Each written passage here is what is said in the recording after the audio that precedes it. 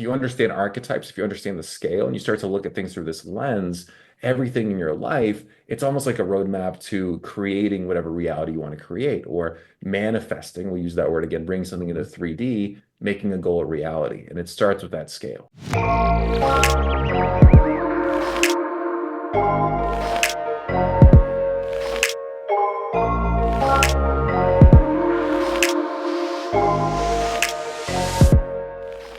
Welcome to the Generations of Wealth podcast. I am your host, Derek Dombeck, and today the phrase that I am going to take with me out of this show is release to receive. And after you listen to Yakov's smart talk, you will understand what that means. But before I bring him on, appreciate you being here. If you just found us, welcome. If you're here every week, thanks for being back. And anything that I can do to help you moving forward, you can always go to thegenerationsofwealth.com and find out, what we have going on. You can shoot me a direct email, derek@globalgow.com. And anything you can do to help us grow the family, we really, really appreciate. With that being said, let's get on with the show. And here he is, the one, the only, Yakov Smart, Mr. Smart. Thank you for joining us today. How are you? I'm well, Derek. Thank you for having me. Well, you and I were chatting a little bit before we started recording. We've been trying to get together for a little while now, and our schedules have conflicted, and we've had to reschedule a few times. So I'm just excited that we finally get to have this conversation. Before we do, why don't you tell everybody a little bit about yourself, your background, where you come from, and help us get to know you. Yeah, sounds good. So I'll give everyone the Cliff Notes version. Some people listening might know me from the world of capital raising. That's where a lot of people probably know my stuff. But today we're going to go in a little bit of a different direction. We're going to talk more about the mindset, energy stuff that's talked about a lot less, but I would say is the most important thing. So I started my journey into personal growth and personal development in my late teens. And a big part for me was being able to learn how to socialize and connect with people. I grew up extremely shy, I grew up in an immigrant family. And I felt like I was missing something socially. I felt like I didn't quite like understand people. And, growing up, I think through the school system, I think through main indoctrination, sometimes we develop an external locus of control. And what I mean by that is we don't think that we have control over our reality. We don't think we have a say because either parents, outside authorities tell us what to do. And so I experienced a lot of that. And then I hit a turning point when I was in my late teens and I found this personal development thing. I started reading books on psychology, mindset, personal development, socializing, and really, really went down the rabbit hole. And to make a long story short, started my first online business in my early 20s, developed some initial success, offering different things, got to do some speaking across the country, working with entrepreneurs, teaching at the time a lot of like marketing stuff, being able to build relationships online. And at about the age of 25, I was so down the personal development rabbit hole. I'd invested tens of thousands of dollars into masterminds, coaches, books, you name it, anything from the tried and true to more of the weird stuff. And I woke up one day and I realized that I didn't love myself. And despite all that investing, despite all those books, something was still off. My mindset was still off. And I felt like I was stuck in my personal life. I felt like I was stuck in my business. And through a different type of journey and also through experiencing a pretty nasty breakup, I found this next layer. And that next layer is understanding what I call spirituality, right? And to me, spirituality comes down to three things, right? It comes down to connection to source, connection to self, and connection to what I call spiritual code. And through developing a better relationship with myself, through discovering some of these principles that we're going to talk about, not only was I able to exponentially grow my results in business, but I learned how to really trust myself, honor myself, and live just a more enjoyable, more fulfilling life, which I think everyone listening, ultimately, that's what we're after. Yeah, for sure. I mean, that's what the Generations of Wealth is all about. It's not just financial wealth. It's all aspects, spiritual, physical wealth, you name it. Generational wealth is it's a lifestyle and it's a choice. We can all make that choice if we put it in our vision. So, well, I do want to touch on the capital raising a little bit because that's where I know you from. We connected probably 2-3 years ago on LinkedIn. I don't remember exactly. I'm sure you wouldn't either. but it was about capital raising. Your initial business that you said you started in your 20s, was that the capital raising business or was that different? So it evolved. It was initially LinkedIn consulting. I authored a book called Disrupting LinkedIn back in 2017. And then 2020 came around and I was doing a lot of in-person events. And all of a sudden, in-person events magically went away for whatever Yeah, reason, right? weird. And yeah, it's just like, and so overnight, my main revenue stream was gone. It had vanished. And so coincidentally, and if you don't believe in coincidences, maybe not so coincidentally, people from the real estate investing multifamily space started reaching out. They wanted to learn how to use LinkedIn and use social media to find investors. And so I developed my first program around that in 2020. And ever since, that's been the main focus to what's present in the present day is called Capital on Command. Okay. Okay. That makes more sense because I knew that our paths had crossed before. We had conversations back then because I was in a hard money lending business Mhm. with a business partner up until Oh, about a year mhm. ago. And so we've raised, many millions of dollars over the years too. And that's where somehow that's how we got connected. And here we are now. But Here we are. all right, so getting back to the spiritual path, right? Um, if you have your right spiritual path, right, it can turbocharge your revenue and free up your time. This is what you've kind of leaned towards. What explain that further? Yeah, so let's start with understanding a really basic principle, right? So a lot of people talk about goal setting, set goals, income goals, fitness goals, relationship goals, right? The problem with goal setting is it negates this deeper layer, right? And I call it energetic match. So if you think about it as a formula, you have your desired result on the one side, so DR equals EM. And so to create anything, to bring anything that we want into fruition, we have to be an energetic match to it, right? And I always tell people manifestation, that word is talked about a lot. We'll redefine in a second because a lot of it is just bogus what people say. But manifestation is not a choice. We are constantly manifesting something, whether we want to or not. All manifestation means is bringing something into 3D. So therefore, living your life is a manifestation, right? And so for us to experience something in life, whether it's more money, that relationship we want, better health, we have to become the person who experiences that. And that starts with becoming an energetic match. And so that's the whole foundation here. Well, that makes complete sense, and I agree 100%. And the simpler version of that is what you believe you're right. If you believe you're going to be successful and you have that energy, you'll be successful. Or if you believe the world's against you, magically the world becomes against you. At least that's my simplistic way of looking at the spiritual path. Um, what do you say to somebody that's a non-believer in the spiritual path and what you just described? Like how do you how Well, do you how do you convince, because we all know that 98% of the world is living as zombies, right? They go mhm. to their jobs if they have jobs, and they're waiting to die, right? Not physically, but they're not living the life. How do you really get somebody fired up about what you're talking about here? Well, that reminds me of a quote by Ben Franklin. I think the quote goes something like this, most men die at 25 and are buried at 60. And so he's saying the exact same thing you're saying. Like most people stop dreaming, they stop, being conscious, they go through the motions. And typically what happens is someone has a spiritual awakening where through either traumatic event where something ends up happening or like somehow they find spirituality, they find either their connection with higher power, connection with themselves. That usually just doesn't happen through it just happened randomly one day. Usually, unfortunately or fortunately, it usually takes trauma. That usually takes a certain experience, but because these peak emotional experiences are what create real change and transformation, right? That's what creates these realizations. So in terms of someone being a believer or a non-believer, I don't really think it matters, right? I don't think, in terms of, we talk about manifestation, we talk about creating our realities, intentions, goals.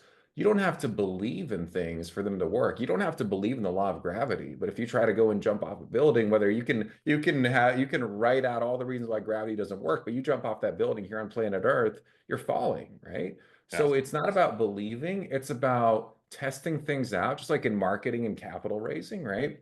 It's being able to test out frameworks and see for yourself, right? And I think, even in physics, they've proven that everything comes down to atoms, that we all vibrate, right? Everything's coming down to these particles, right? So with that belief, that's where everything else comes from. It's understanding the quantum. So when we talk about becoming an energetic match, yes, it's what you believe, it's what you think, but it's about so much more than that, because to me, there's three layers of reality, right? So there's the 5D, the 4D, and the 3D. Okay. The 5D is the realm of the soul. That's the realm of our energetic field. Okay. The 4D is the mind. Okay. And the 3D is what we can touch, feel, taste. It's the five senses, right? So thinking a thought carries a lot less density than taking an action, for example, right?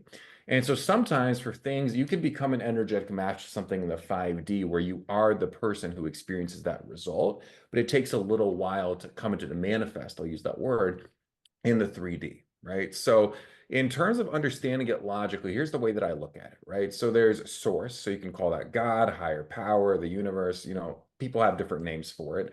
And you can, by the way, be an atheist and still use this stuff. This stuff can still resonate with you because there's tools in the tool belt, right? But typically, it's so much easier, it's so much smoother when there's some belief in a higher power, right?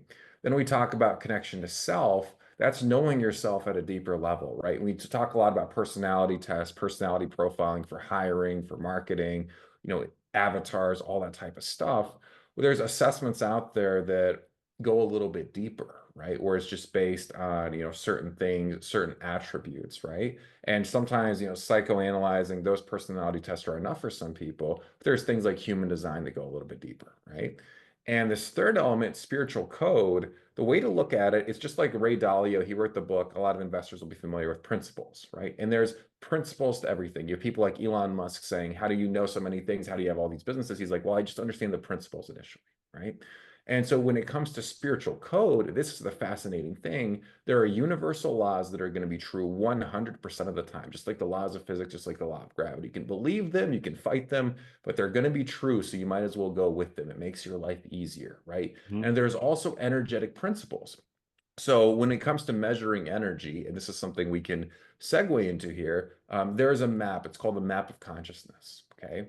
It's been around for thousands of years across different religions, spiritual traditions, philosophies. And this map of consciousness is the ultimate, I'll use the word hack to understanding energy, right? You don't have to be intuitive. You don't have to, go down the spiritual rabbit hole. But according to this map of consciousness, all energy calibrates at a certain number. So for everyone listening who's a logical thinker, we can take, for example, the emotion of anger calibrates at 160, right? And according to the scale, anything below 200 is quote unquote low energy. 200 to about 400, 450 is mid energy. And then 450 onwards can be higher energy. And then, for example, Christ consciousness, like perfect divinity, is 1,000 on the scale. Okay. Okay.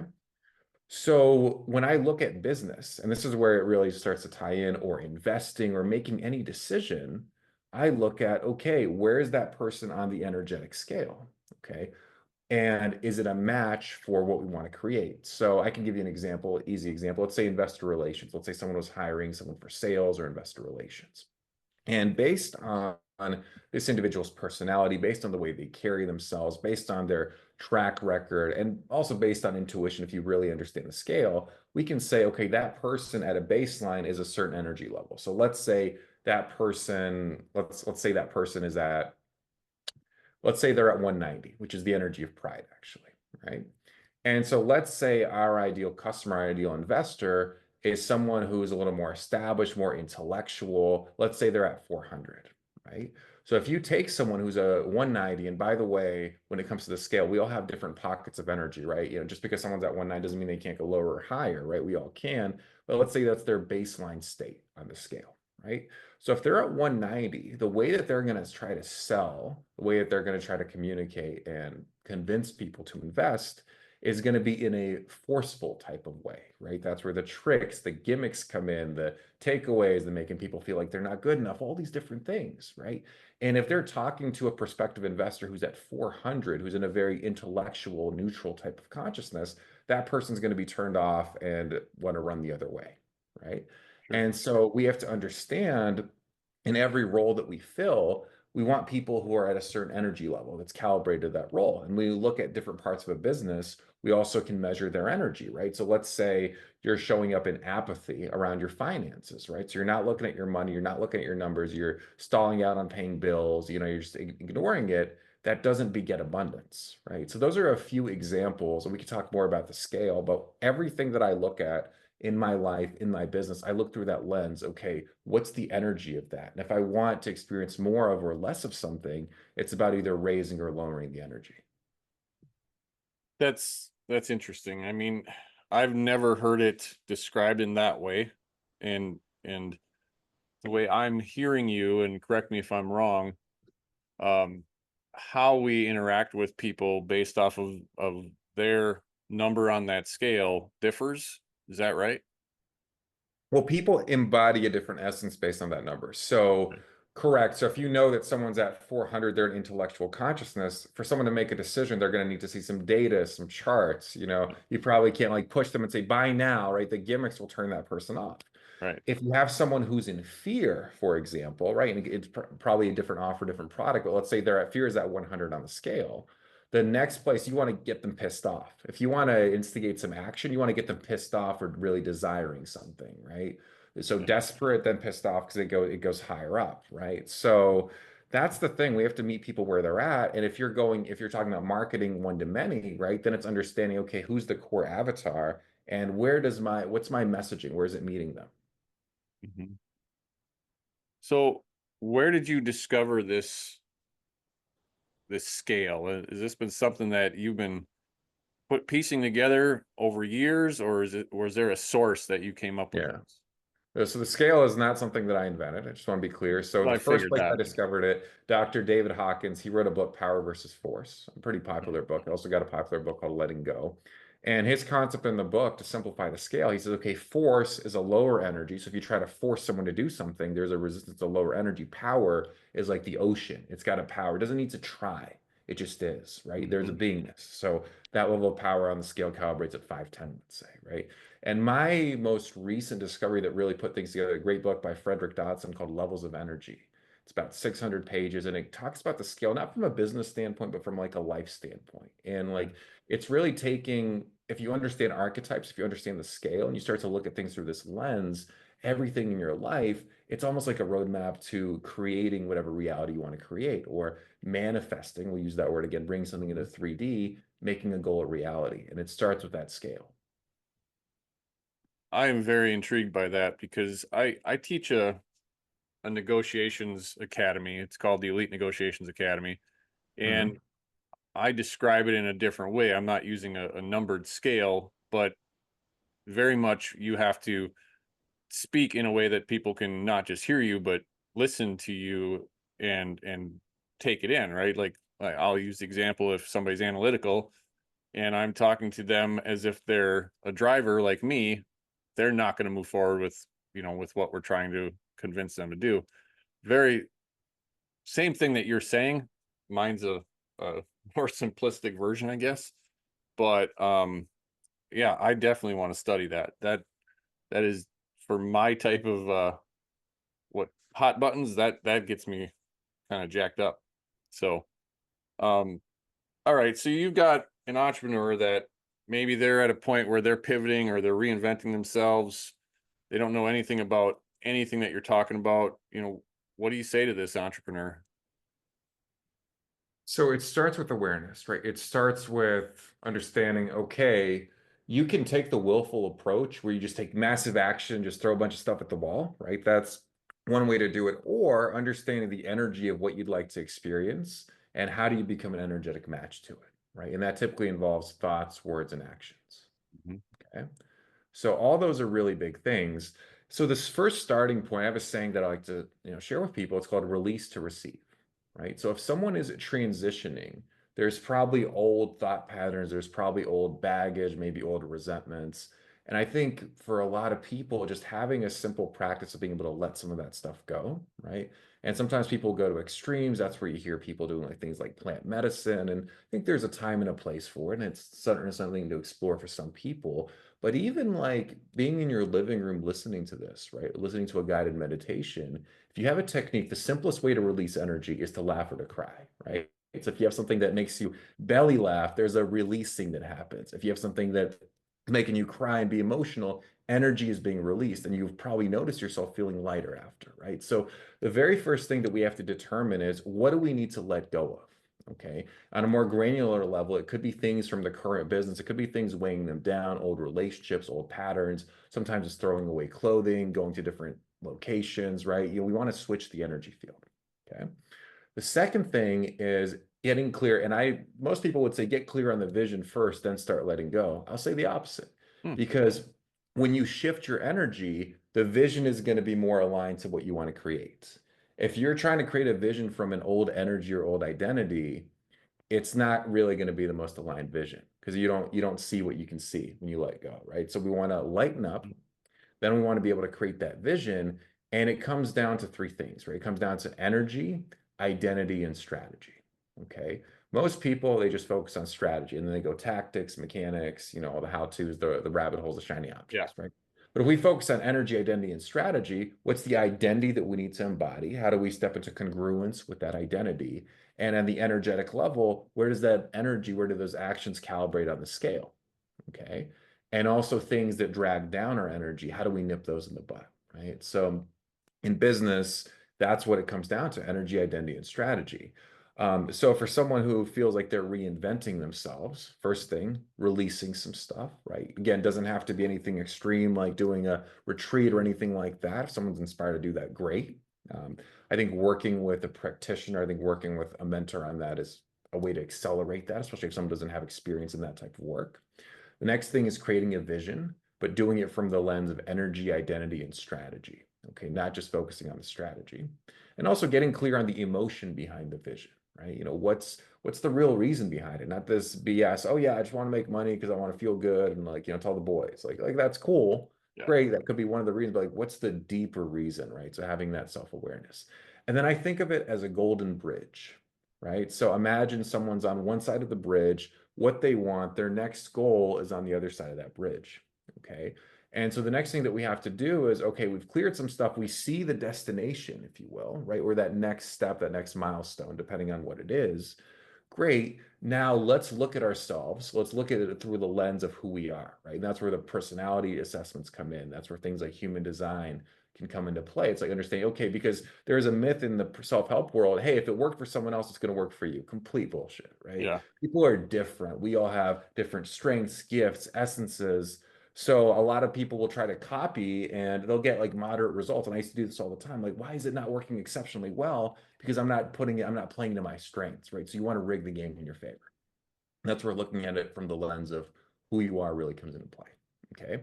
So now we start walking this golden bridge. And when we're on this golden bridge and we're walking it, we're looking at, okay, what's the next thing? What's the energy of it? How do I move energetically to becoming that person, to embodying that identity? And then that's thoughts, words, and actions. Okay. And typically what happens is by the time someone gets that other reality, they're an energy, they have to be an energetic match to the desired result. That's just the way the universe works, right? So it's looking at things from that standpoint and also not rushing that first part, right? Because someone might say, okay, I let go of some stuff. Cool. I meditated for 10 minutes. I'm ready. Let's craft a big, compelling vision. Because then it's like you're walking across the bridge, but you're carrying this like 2-ton weight on your back and it's just like weighing you down. You're barely crawling when you could just like walk across it smoothly. That's where the releasing to receive is such a big thing. Yeah. And every time that we work with somebody on, figuring out their vision, trying to not engineer how things are going to happen or Mhm. engineer that things couldn't happen because of time or money or whatever, that's the same as not releasing their shit.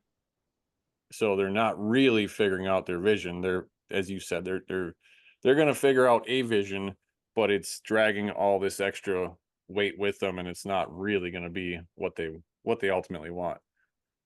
Yeah, So it just makes things that much harder. And also, it's not about, it takes action, of course, right? I think a lot of the manifestation stuff gets a really bad rap because people like just sit under a tree, feel good, and stuff comes in. And like, it's not just about feeling, it's about becoming an energetic match. And you're going to want to use thought, words, and action because those are the tools in the tool belt, right? So one of the things is, but it's also not just about hard work and just like, just working at it, right? There's a time and a place for that, but the most focus, the highest leverage when it comes to, let's say, accomplishing a goal or making an intention a reality is going to be through becoming an energetic match to it and becoming that identity. That's going to be the highest leverage, and that's where things start to fall into place. That's where the strategy starts to come in. Because if you look at strategy through the lens of who you need to become, it's easier to make those decisions. So how do you use like I'll just call it the EIS, energy strategy identity, when it comes to hiring, if you're hiring talent or you're looking at business partners or training somebody. Mhm. So How, which one do you want to go with? We can pick a specific one. well, you're the guest. You pick. If you can give me a real life example, maybe I, some I'll that just makes I'll it say easy. business partner, and I say Okay. business partner because I exited a 10-year partnership a year ago, and Mhm. and it was a great partnership. Um, but ultimately, partnerships are just like marriages. Yep. They shouldn't be jumped into lightly. And I think, side note, I think way too many people dive into partnerships and JVs without even giving it a second thought. But I will say that myself and that guy, we did the personality tests. We did a lot of pre-work before we agreed to be business partners. Mhm. So pick this apart as if you're gonna go into business with somebody. Mhm. So the very first thing that we look at is where is that person on the energetic scale? Where are you on the energetic scale, right? And that just takes awareness of the scale. It's kind of hard to teach that. But Mhm. let's say you're at 350 as your baseline and that person's at 190. That's a problem.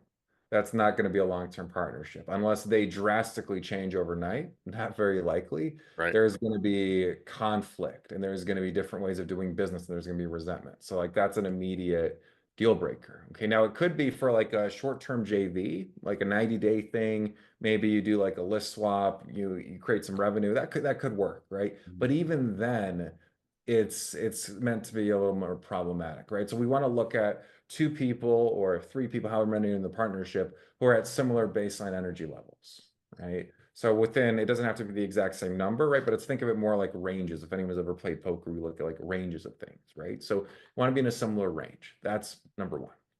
Second thing is other than the personality test, right? Looking at things, and astrology is something that some people might roll their eyes at, and rightfully so, right? There's a lot of like BS, like the daily horoscope stuff. Not what I'm talking about.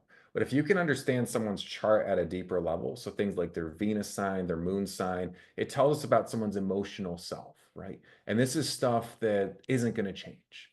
So for example, let's say you knew their chart and let's say your Venus was in Capricorn, let's just say, and their Venus, let's say, was in Gemini.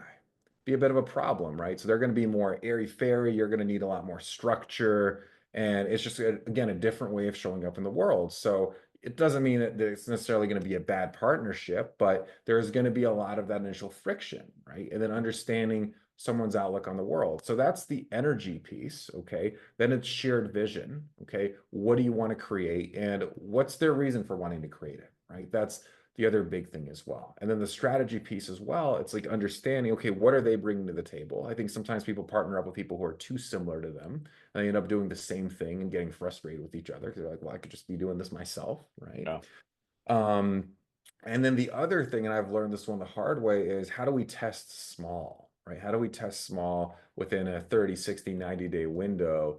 And then if things are going well, re-up, right? Because there's also the likelihood that things are going to happen. Both people are going to change, and that's okay. Where it might be a great fit, you guys might be on a same energetic, same bandwidth right now, it might be different in 90 days, and that's okay. So have ways around it, right?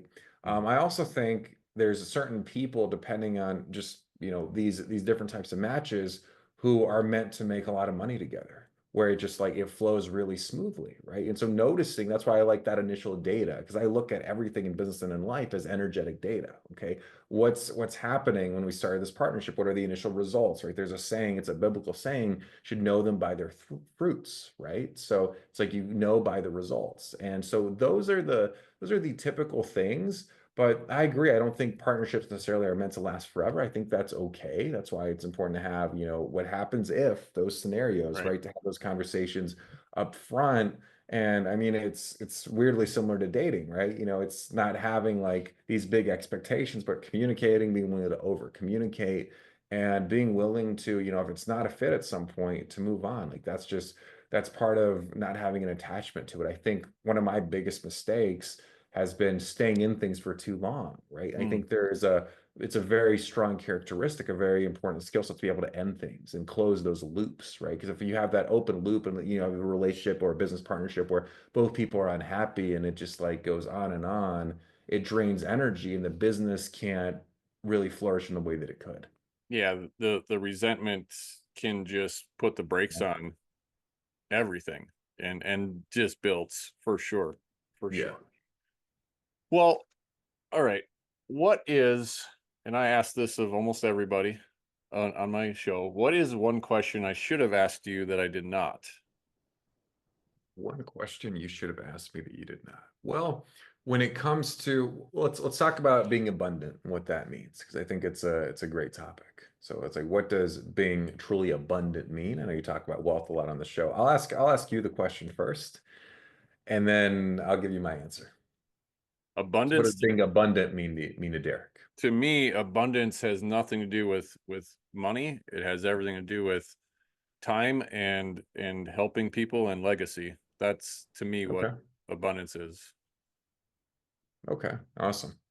Yeah, I like that. So we're very much aligned there. So to me, I look at it, there's a lot of things happen in dualities and polarities in our world, right? So the opposite of abundance is scarcity. I look at abundance as love, I look at scarcity as fear, right? So when we're making, and I believe for anyone, we've all had trauma, we've all had experiences that didn't go well, right? We're all human. That's part of the human experience here. So I believe for anyone who maybe didn't grow up wealthy or, went through certain things, there's still remnants of scarcity, right? There's remnants of fear and all those different things. And I think it's important to be aware of those things and to choose abundance, right? To choose to come from that place. And when I make decisions, I ask myself, is that coming from scarcity or abundance, right? Sometimes the smallest, especially the big decisions, what would be the abundant way to go about it? So to me, abundance, wealth is a component, legacy is a component, having an abundance of time is a component, right?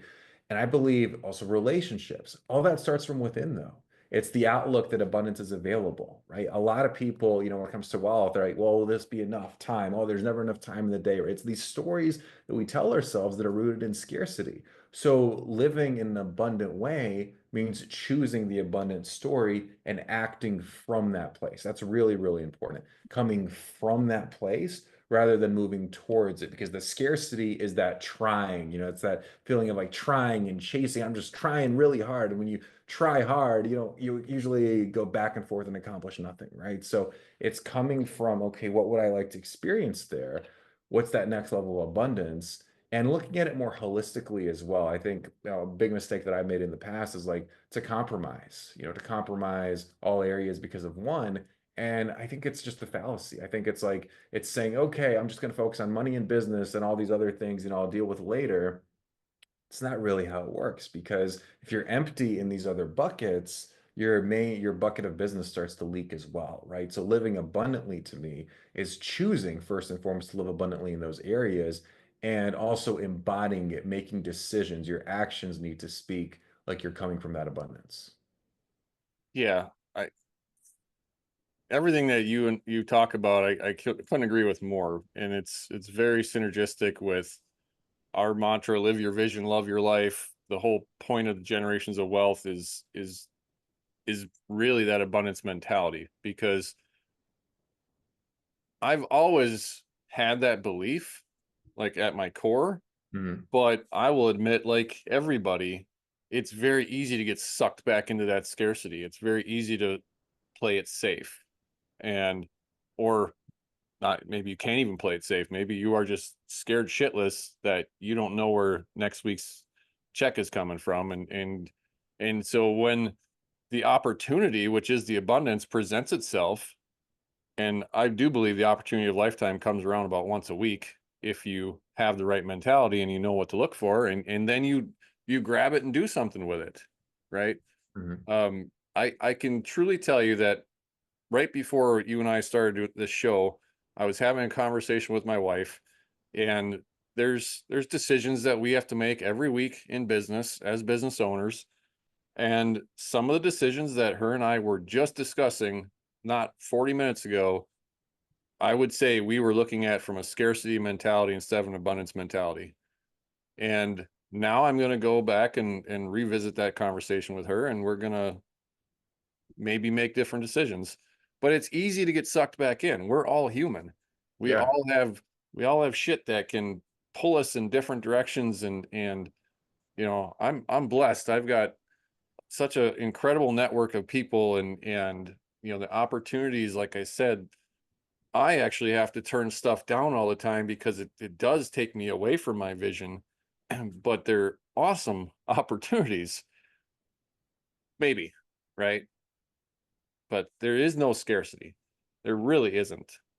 So, Yeah, and I think I'll add to that too. This is something very practical that everyone could use. If you understand the scale, and just look it up, map of consciousness, like it's Googleable. But if you understand the scale, those lower energies, guilt, shame, fear, unfulfilled desire, right? Those low ones, if you're making decisions from that place, and sometimes they trick you. Sometimes it's like, well, that's a respect thing, or you made that commitment. Well, no, it's like if someone is guilt tripping you or like making you feel obligated or shaming you, that's lower energy, right? And so that shame begets more shame. It's like attracts like. And so let's say you're in a place of fear around something, okay? It might be tempting to say, how do I go to love? How do I go to just full trust and surrender, right? You might hear a lot of that in spiritual traditions. It's so much easier because fear is at 100, unfulfilled desire is at 120. Just take yourself up a level, right? So mhm. if you're in fear, start dreaming about something. It could be completely unrealistic, right? So if you're in fear and let's say you want a Lambo, you start looking at pictures of the Lambo, like shoot, if only I had that Lambo, like really like desire it, but like in almost a desperate way, but it's higher energy. And then we can go to anger, get pissed off. Man, I deserve that Lambo. F those guys, they screwed me. I need my Lambo, right? And then we go up to pride. Oh, I'm the man. I'm gonna get that Lambo, right? And it's like an egoic type of pride. And then 200 is where the scale tips. That's more neutral. That's more like boredom. Like, okay, I'll figure it out. Okay. That's when we start to see the world as like good, and we start to see things more abundantly. And then we go up to courage, which is that 275, and that's more like being courageous, and that's where we start to have more energy and make better decisions, right? So if you find yourself and you're listening to this and you find yourself making big decisions or going back and forth or in a really stressed out time, what you want to do is raise yourself up a notch, and then different things start to come into fruition. It's a fascinating thing. Yeah, that's incredible. That's incredible. Well, as we start to wind this up, I believe you've got a little giveaway that you have for my listeners, right? Yeah, so we've got a meditation. I think we'll have a link in the show notes. I'm not sure what the exact URL is, but it's called the Rapid Clarity Meditation, right? And someone doesn't have to be spiritual, they don't have to be religious, but you listen to this thing 10, 15 minutes. It walks you through a process. If you need to make a decision, if you want to get clear on something, you'll be amazed at what happens. So that's the way to get in touch. You can find me on LinkedIn, find me online, connect. Like we're really passionate about, taking this spiritual stuff, taking these energetic stuff and actually helping people make more revenue and free up more time. And of course, making a bigger impact, that legacy piece that you talk about as well. Perfect. And we'll have a link at the generationsofwealth.com/spiritual that'll get you over there. And yeah, like I said, you and I found each other on LinkedIn. I'm pretty sure you found me on LinkedIn since you were the LinkedIn guru. But you just don't know where your path is going to take you. And this has been a fantastic conversation. I so agree with everything you've talked about. And man, I just can't tell you how much I appreciate your time. Yeah, thank you for having me. Really appreciate you. Absolutely. So again, you guys go check out the generationsofwealth.com/spiritual. Get hooked up with Yakov on LinkedIn and all of his social medias. And until the next show, go live your vision and love your life. See ya.